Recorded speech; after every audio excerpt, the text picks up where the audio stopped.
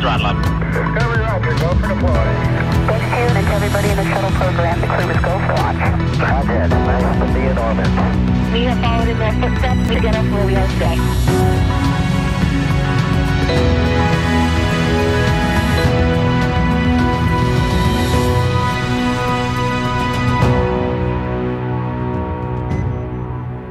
Good afternoon or evening if you're watching from the East Coast. It's Saturday, May 1st, here at SpaceX's headquarters in Hawthorne, California.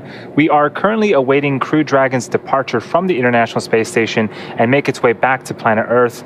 On screen is a view from Johnson Space Center, just right outside of Houston.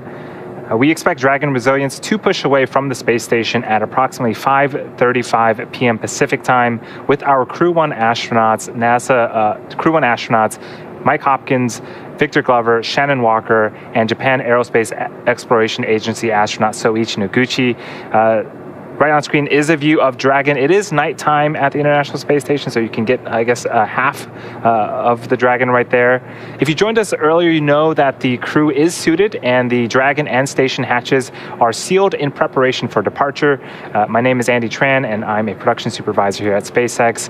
I am super excited to bring you live coverage of Crew Dragon completing its second trip to space with people on board as part of NASA's first official long-duration mission for our commercial crew program. Joining me today is NASA Public Affairs Officer Leah Cheshire. Thanks, Andy. It's awesome to be here, and we have got quite a night ahead of us. So once Dragon departs station, the crew's flight home is expected to last roughly 6.5 hours. Upon departure, Dragon will use its Draco engines to thrust away from the station in a series of carefully choreographed maneuvers, or 4 departure burns, to increase the distance between the spacecraft and the space station. After that comes deorbit, entry, and landing, which covers all operations after the final departure maneuver. That includes trunk separation, a deorbit burn, closure of the nose cone, deployment of the drogue, and then main parachutes, and finally splashdown off the Florida coast, at which point our teams will recover Mike, Victor, Shannon, and Soichi. Dragon is targeted to splash down off the coast of Panama City, Florida, in the Gulf of Mexico at 11:57 p.m. Pacific time, followed by the crew getting picked up at sea by one of SpaceX's recovery vessels. Today on board the space station is the Expedition 65 crew, led by JAXA astronaut and Crew 2 crew member Aki Hoshide, who just arrived to station a week ago and took over as station commander from NASA's Shannon Walker. As a reminder, just like during its approach to the International Space Station, Dragon's departure and deorbit is designed to be fully autonomous, requiring no action from the crew on board. NASA astronaut Shane Kimbrough will be watching the undocking and departure from the cupola, but the prime departure monitoring role falls on Mike Hopkins and Victor Glover from inside Dragon. Mission controllers in Houston and Hawthorne will back them up. Now let's go over to Brandy Dean at the Johnson Space Center to talk a bit about how the station crew have been preparing to send the crew home and what we can expect from here until Dragon departs the station. Brandy? SpaceX on the Big Loop for undocking briefing. Thanks, Leah. With 11 people on board the International Space Station, it has been a busy few days, although they got a few extra days with the delay in departure. However, they have made the most of it. Over the last several days, the astronauts worked to pack Dragon full of cargo for the return journey. Besides its 4 crew members, Dragon's going to be returning more than 260 kilograms or 570 pounds of cargo back to Earth. Half of that is samples from research projects on board the International Space Station, including multiple powered freezers packed with samples. All of this will get unloaded after we get the crew out following splashdown. From there, it'll be sent to researchers around the country for final analysis. The crews also removed emergency hardware that was kept inside Dragon during docked operations and transferred back to the space station, and they took time to get their SpaceX suits unpacked. 0030 for the start of the sequence. Visors are closed and secured, and we are a go for the undock. We copy, you are go, and your visors are down. Thank you. Station Houston on the Big Loop. Perform steps 2 through end in 1.602 Dragon departure monitoring.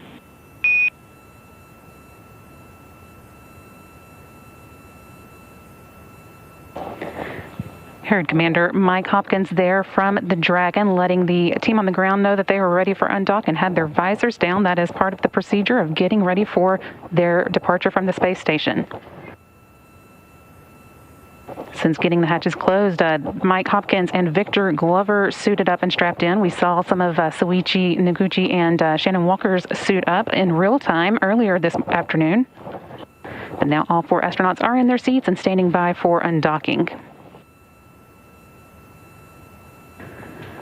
We've got a final go, no-go coming up in a few minutes where the joint SpaceX and NASA teams make their final call for Dragon to depart the station. That's one of many checkpoints of the return that will continue all the way up until just before the deorbit burn, giving mission managers multiple chances to assess the weather at the splashdown zones and making sure everything is lining up before Dragon departs. So we'll stand by for that final go, no-go, but for now everything's continuing to look good for an on-time departure. And with that, I'll throw it back over to Andy and Leah in Hawthorne. Thanks for the update, Brandy. And as you heard, we just got the confirmation that from Mission Control here in Hawthorne and Houston and the Dragon Crew Dragon Resilience is a go to undock. So now we're waiting for the undocking sequence to begin, and that'll happen. It'll take about or less than 5 minutes for Dragon to separate from the International Space Station, where it has called home for almost 6 months. The first step in the automated undocking sequence is for the umbilicals to retract. These umbilicals connect Dragon systems to the space station, transferring power, telemetry, and commands between the 2 vehicles throughout Dragon's stay. Now, once that is complete, Dragon will unlatch itself from the space station by releasing the 12 hard capture hooks in 2 separate phases. All that combined will take roughly 4.5 minutes, and then Dragon will be ready to depart from the station and begin to push itself further and further away using its thrusters. Dragon's initial departure from station is a little different from any other docked vehicles like the Soyuz that rely on springs to push them away from the docking port. Dragon will execute 2 short thruster firings to undock using a combination of the 12 Draco engines around the base of the capsule, with the first breaking any stiction between Dragon and the docking port, and the second slowly backing the spacecraft away. We're expecting the call for the undocking sequence to begin at about 5:30 p.m. Pacific time. And once it's time for the 4 Crew 1 astronauts to deorbit and splash down back on planet Earth, they'll be heading to one of 7 targeted sites supported by SpaceX and NASA. All of these sites are located off the coast of Florida, either in the Gulf of Mexico or in the Atlantic Ocean. Spreading the supported sites across multiple locations helps to maximize the return opportunities for this mission and future crews, lowering the chance that we'll have to wave off due to bad weather. In the lead up to today, NASA and SpaceX jointly selected primary and alternate splashdown locations off the coast of Panama City, our primary location, and Tampa as the alternate.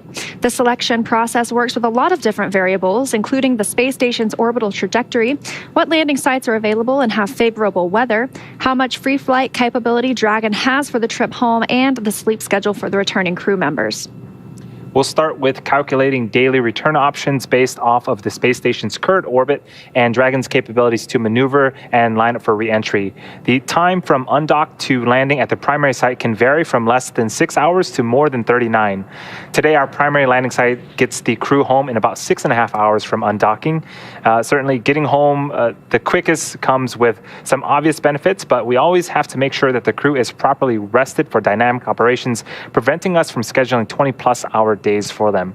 Trajectory and ballistics experts provide the daily opportunities that would line up Dragon with 7 landing zones and split them into what we call ascending and descending opportunities. Dragon uses its Draco thrusters after leaving station to execute a series of altitude-lowering maneuvers and to line up with the selected primary site. It can also change to different alternate sites while in free flight if sudden weather moves in that we want to avoid. And weather is something that we're constantly looking at, making the final call to proceed about 2.5 hours before the crew undocks.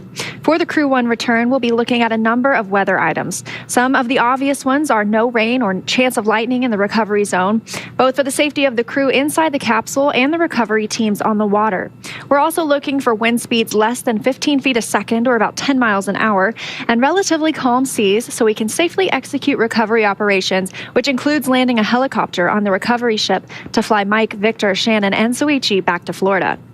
Once Dragon is flying free, we'll have a number of additional checkpoints to either proceed towards the primary landing site, head to the alternate, or select a new zone based on real-time weather data. These checks are happening all the way up until we are in the final hours before the deorbit burn, which is the last burn in the trip home and commits the Dragon capsule to re-entering the Earth's atmosphere. And if you've been following along, the teams have been looking at return opportunities since Wednesday, April 28th, with weather being the major factor. We waved off our initial opportunities to undock on the 28th and on the 30th, with teams making the decision to pursue our current undocking and splashdown plan just yesterday. The weather conditions in the Gulf for tonight's attempt are ideal for splashdown and recovery, with very low wind speeds and almost glass-like sea states. This will be the first time we're bringing crew back in a nighttime splashdown, but we are well prepared. SpaceX was able to practice for this very scenario with the return of the CRS-21 cargo mission, returning a similar Dragon capsule with a nighttime splashdown off the Florida coast. All of our recovery teams have practiced for recovery conditions at night, giving us confidence to carry this out this operation and bring the crew home safely. SpaceX also has additional personnel on the recovery ship to recover Dragon's parachutes and our standard set of medical professionals and Dragon technicians to secure the capsule and get the crew out quickly and safely. And another fun history fact for this return, this will be the first night splashdown of a U.S. crewed spacecraft since Apollo 8's pre-dawn return in the Pacific Ocean on December 27, 1968, with NASA astronauts Frank Borman, Jim Lovell, and Bill Anders. It's quite a while since we've had a nighttime splashdown with crew members on it. But again, like Leah said, we've been practicing this for years and have done extensive amounts of testing. If the mission teams were to wave off after undocking prior to the deorbit burn, the crew can remain on orbit for more than 60 hours before they have to come home.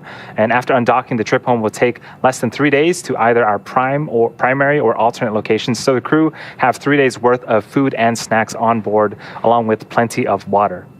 And as Andy just mentioned, for today's undocking, Panama City is the prime splashdown location, and Tampa is the backup location for splashdown. And as a reminder, Dragon does have the capability to change alternate locations after undocking from station if bad weather happens to move in. And we are awaiting for that call to begin undocking in about 3 minutes, 2 minutes from now. And as we mentioned, it should take under 5 minutes for that undocking sequence to actually occur. So we won't see any movement right away at first from Crew Dragon. If we're able to get a view of it, I know they're in a night pass in their orbit around the Earth. So we'll be waiting, and we won't see that initial movement, but we have to see those hooks and latches retract, and then those 2 short burns. Yeah, we should be hearing the call out again in a couple minutes here, and that will begin the sequence to start to pull away those hooks, and eventually Dragon will fire its thrusters to remove the stiction from its forward bulkhead and the station and begin to make its journey all the way back home to Earth. And if you've been listening, we got our go for undock from the team here, as you can see in Mission Control Houston, as well as the team here in Hawthorne. About 10 minutes ago, got that final go to undock, and Crew Dragon Resilience radioed back that they are go as well. Hatches. Oh, go ahead. No, I was going to say we have some precious cargo on board with the 4 astronauts, but they're also bringing home quite a bit of cargo, additional cargo as well, over 250 kilograms worth of supplies, food and stuff as well, and experiments to bring back with the return to Earth. We heard them addressing in the previous show. We were watching Hatch Closure. They addressed the polar lockers, and those help us bring home science and research that's been conducted on station that needs to be refrigerated.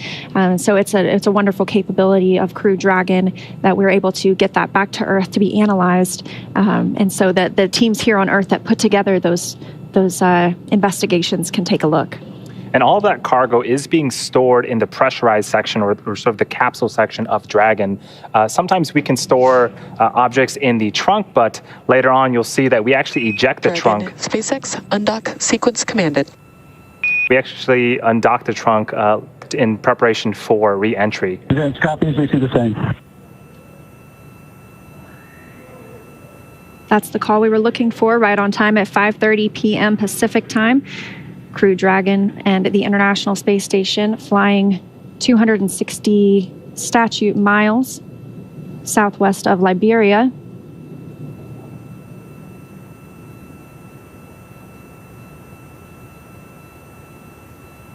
You can see a picture of Crew Dragon there in the center of the screen. Dragon SpaceX on the big loop. Umbilical demate complete and nominal.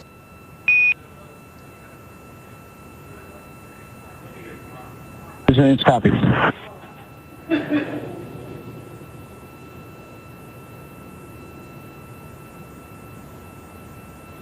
And the first step has been complete, that umbilical demating that provided power and data from International Space Station to Dragon. So now with Dragon getting ready to undock and the umbilicals have separated, let's go to Brandy in Mission Control at Johnson Space Center for updates. Thanks, Andy. That confirmation of the umbilical retraction means that a series of steps have been set off. Right now, the first set of 6 out of 12 hooks should be retracting.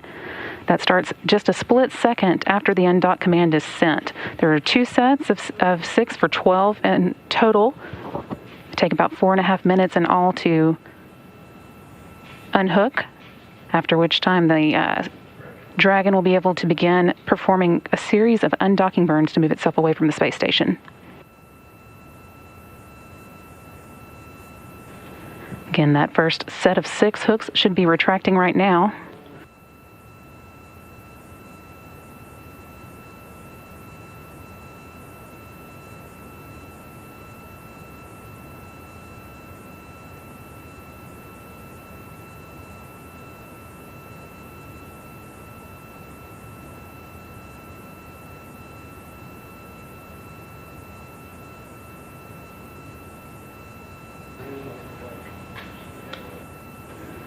Live view here of the Dragon from the cameras on board the International Space Station. When it does move away from the space station, you should be able to see that in real time.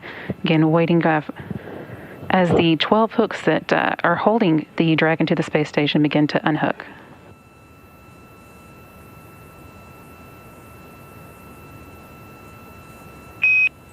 Dragon SpaceX on the big loop. First set of hooks open and nominal. Zenith copies. We see the same. Confirmation there from the core in Hawthorne that the first set of hooks was able to unlatch as expected. Now working on that second set of 6 hooks. Those 12 hooks have been holding the Dragon to the space station.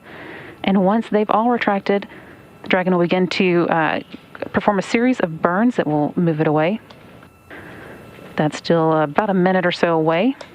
First undocking burn should come at 7:34 p.m. Central Time. The first burn is only a minute and a half, or second and a half long, and will be quickly followed by a 5-second burn, undock burn 2, at 7:35.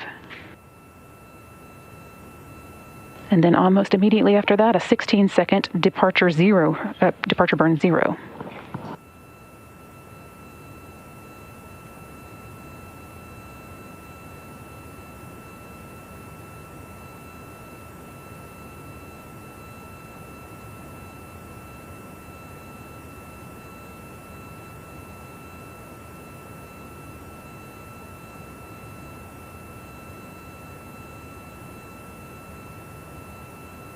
Halfway through that second set of hooks.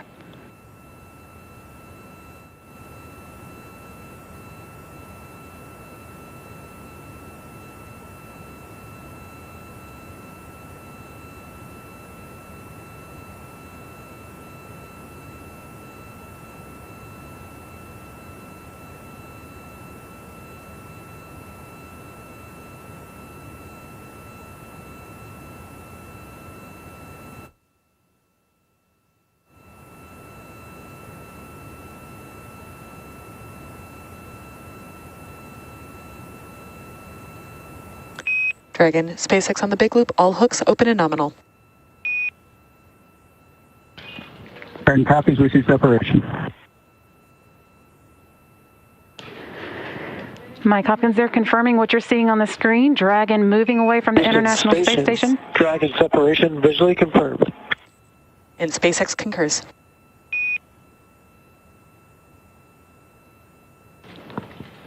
That undocking taking place at 7:35 p.m. Central Time, 5:35 p.m. Pacific, while the station and Dragon were 260 miles above Mali. That wraps up Crew 1's stay on the International Space Station, begun in November, and puts them on Dragon a path. SpaceX on the big loop, depart burn 0, complete, nominal burn. Advanced copies, we see the same.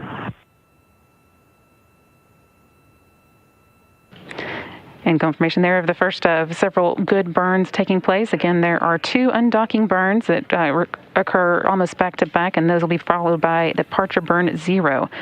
That's the first of 4 departure burns, known as, again, departure burn 0. It's a short firing of the Dragon's Draco thrusters, lasting 16 seconds and increasing the Dragon's speed by just under half a mile. That gets Dragon flying away from the space station and sends it on a trajectory that will take it up and around the space station.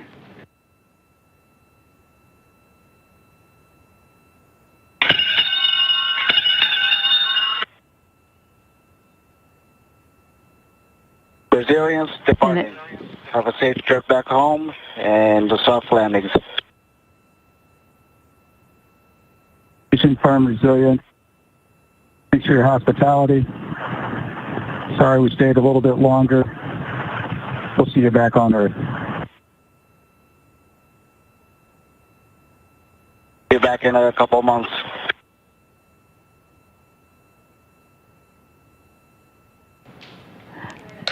Space Station Commander Aki Hoshide, they're bidding Crew 1 goodbye as they move away from the International Space Station. Again, that departure burn 0 was complete and nominal, so that sets the crew on their way home for the day.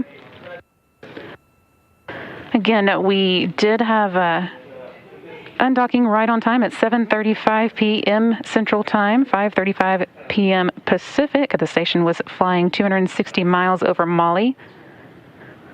We're going to be monitoring Crew Dragon throughout the departure sequence as it makes its way from the International Space Station. So wishing Mike, Victor, Shannon, and Noguchi safe travels on their way home.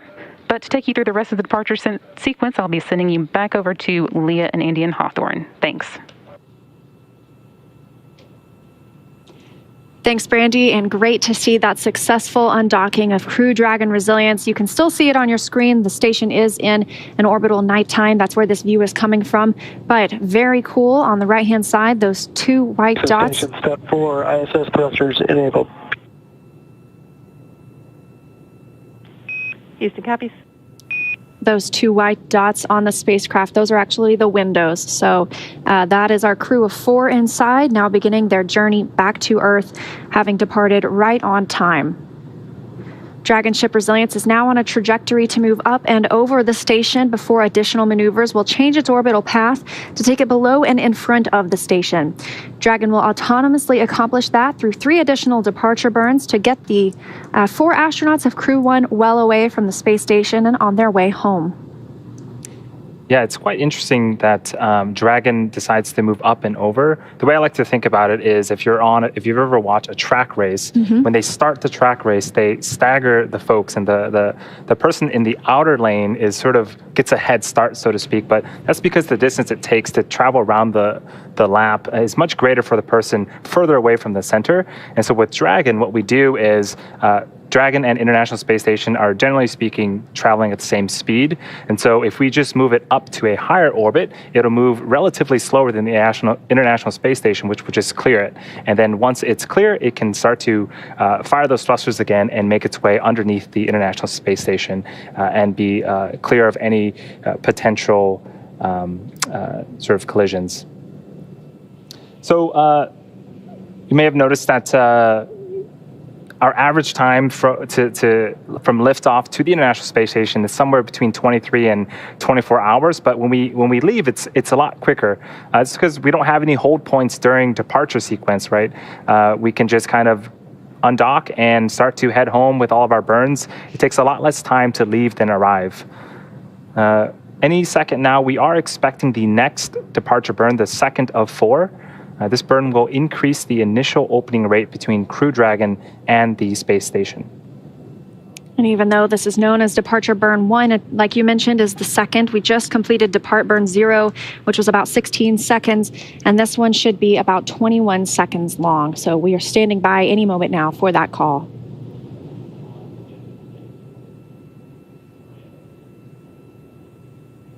And we are continuing to see a view from the International Space Station. There goes the Draco engines firing. That is Dragon. And those two white lights, the solid white lights, again, are the windows. And I'm sure the crew is looking back at the International Space Station as they continue to depart. And we just got a note that Depart Burn 1 has started. As we mentioned, this is Dragon SpaceX on the big loop. Depart Burn 1 is complete. Nominal burn. You are go to doff your suits per procedure 4.012. Cameras are already external. Reminder that ground will be deactivating the big loop following exit from the approach ellipsoid. And SpaceX resilience copies good Depart 1 burn. We have a go to doff the suits 4.012 and copy on the comm. And it was over about as soon as it started. That Depart Burn 1 lasting about 21 seconds.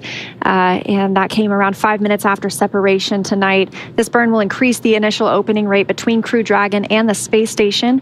And we heard that the crew is now go to take off their spacesuits. So they don't have to wear their suits until it's time to really start the deorbit procedures. They can be in those comfort garments and be comfortable inside the vehicle.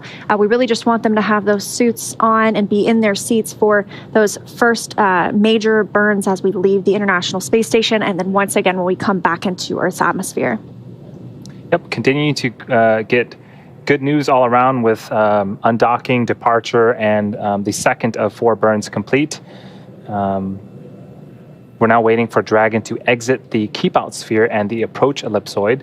The keep-out sphere is an imaginary sphere 200 meters in diameter around the station. It's one of several safety zones set up to govern visiting spacecraft either arriving or departing the station. Before moving into the keep-out sphere, the spacecraft would have to be configured where they would not cross the imaginary boundary for at least 4 orbits, even if the spacecraft were to somehow lose control of its maneuvering. The approach ellipsoid, or AE, is another imaginary shape, this time a 3-dimensional ellipsoid measuring 4 kilometers by 2 kilometers by 2 kilometers. It's in the same family as the keep-out sphere. One of the key differences with the AE is that vehicles outside of it have to be on what we call a 24-hour safe free drift trajectory. So similar, but this means that the spacecraft would not cross into the approach ellipsoid for at least 24 hours again. Station Houston on the big loop. Dragon has exited the keep-out sphere.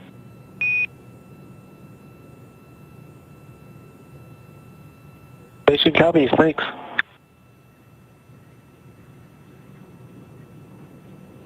Crew Dragon now outside the keep-out sphere, still inside that approach ellipsoid. And the next burn will be Depart Burn 2. That comes up at 6:28 Pacific time, so a little less than 45 minutes from now. That's a 44-second burn. That keep-out sphere, as we mentioned, one of several safety zones set up to govern visiting spacecraft either arriving or departing the station. Whether those have crew members on them or not, we're always tracking what's in the vicinity or the neighborhood of our space station.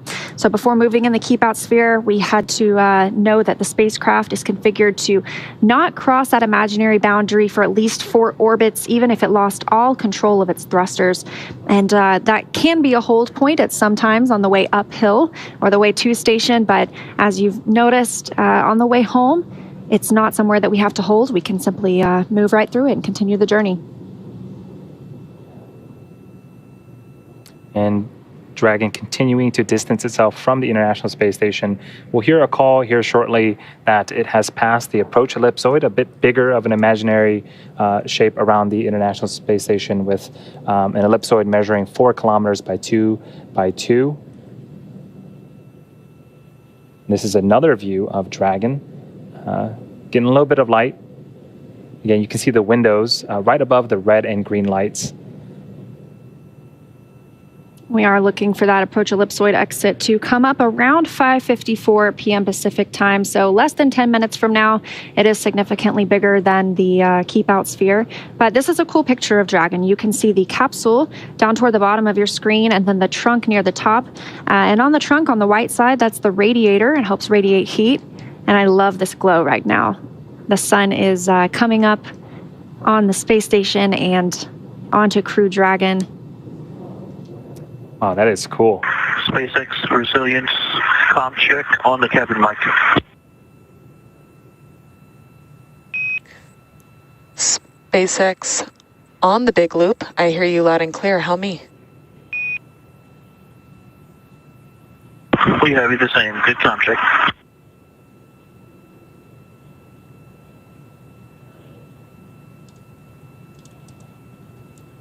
The International Space Station and Dragon are just over the Black Sea right now. They're moving so fast that they'll see a sunrise or sunset is every 90 minutes. 17,500 miles per hour is how fast they're moving. And these movements that we see are camera moving. Dragon is moving itself, but not quite as quickly as we see these movements happening right now. And just a few weeks ago, this crew and this vehicle had a bit of practice.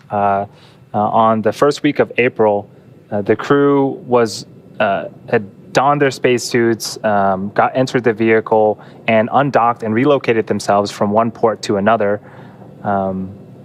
So that while they didn't quite exit the approach ellipsoid, they got pretty far out there where they had to turn on their LiDAR and redock with the International Space Station.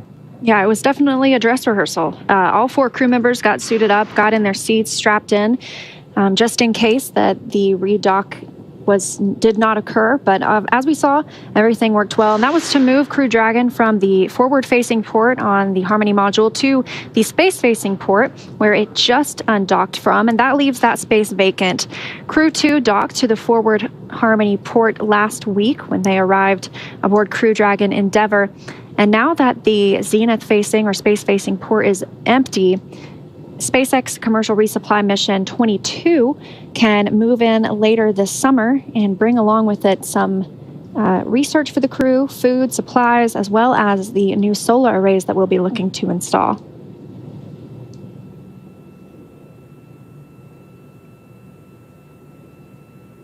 Yeah, it's going to be quite a busy year for the Dragon program. It's been an exciting couple of weeks with the relocation, Crew 2 heading on up there, now Crew 1 departing.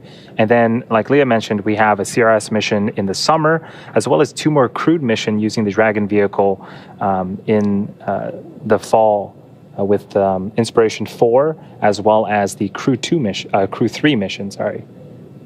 And before Crew Dragon came home today, there were a long list of activities that needed to be checked off. Earlier this week, it's a very interesting thing to see, and I believe that there was a photo shared of it. I'm not sure by who, but the Canadarm2 was used to check out the exterior of the vehicle and look at the heat shield for any micrometeoroid or orbital debris. Obviously, they got a green light because they have departed. And we saw the crew suit up earlier, close their hatch.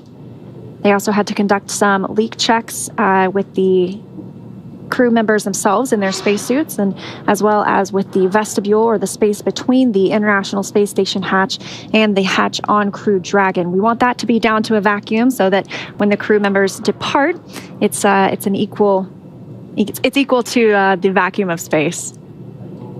So we're having a satellite handoff right now. We should get visuals back shortly here.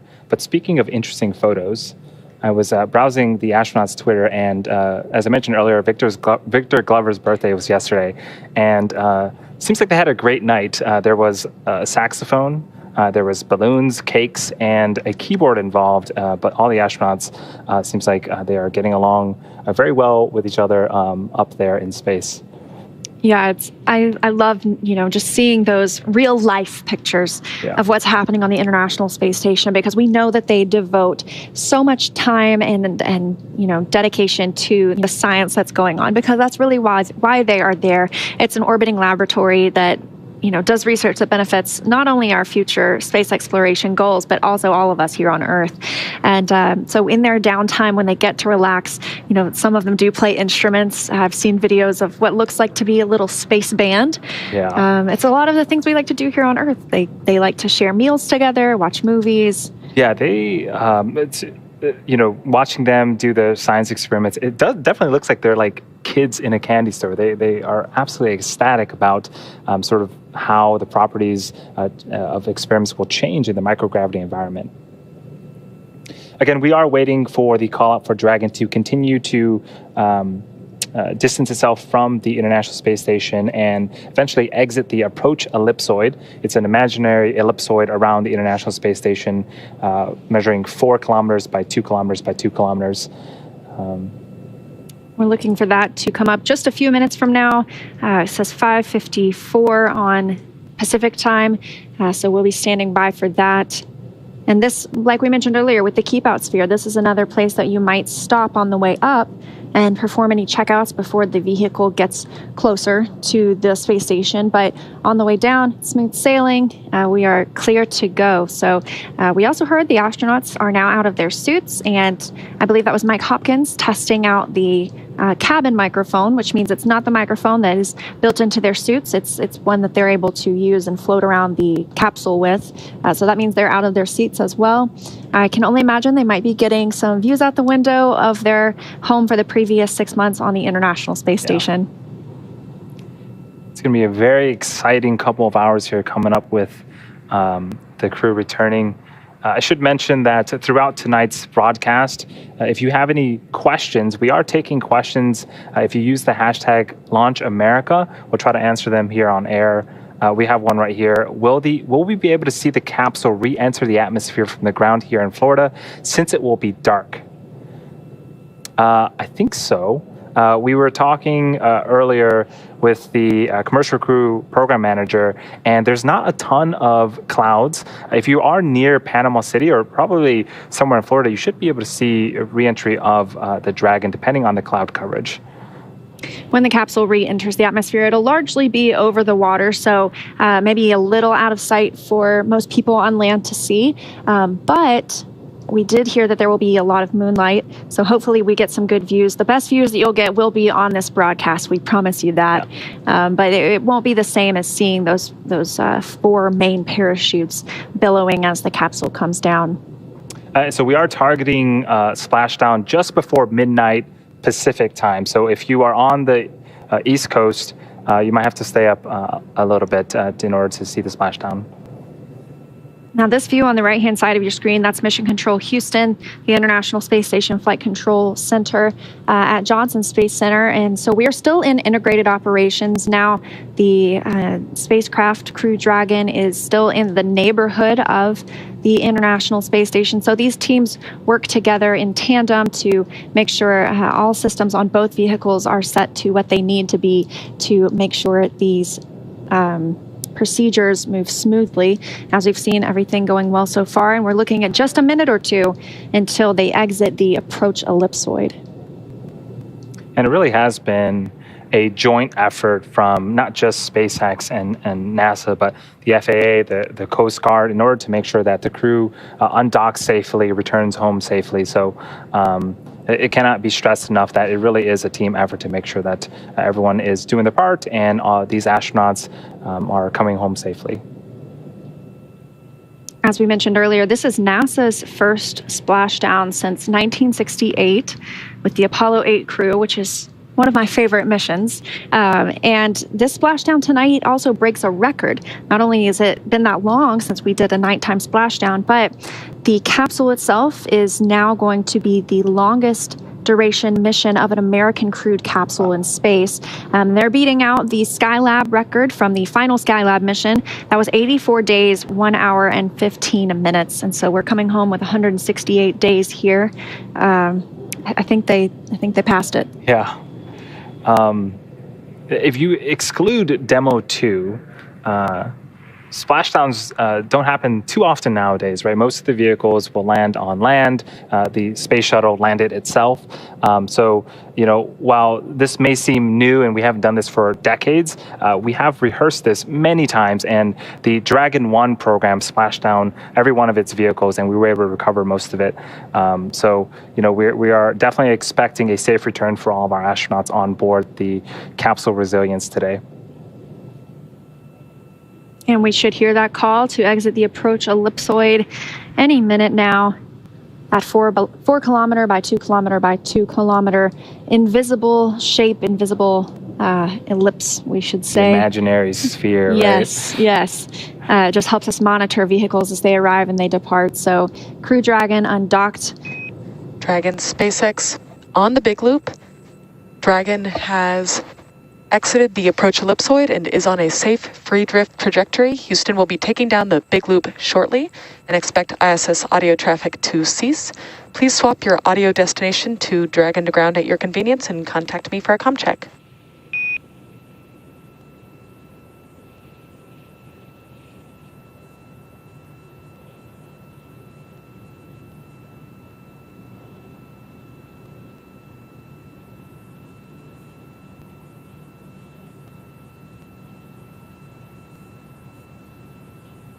We get Dragon to ground up. Dragon SpaceX on Dragon to ground comm check.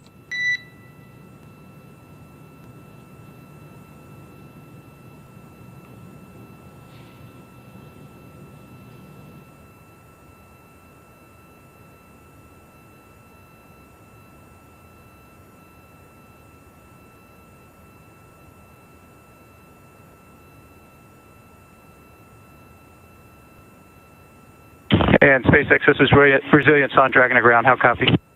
I hear you loud and clear. How me?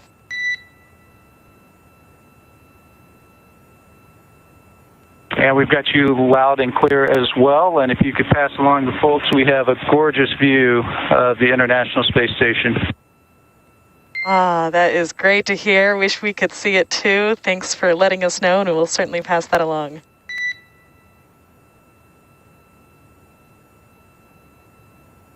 Well, when you guys get our tablets back, you just might find some photos on it. Excellent to hear. We look forward to it. Thanks.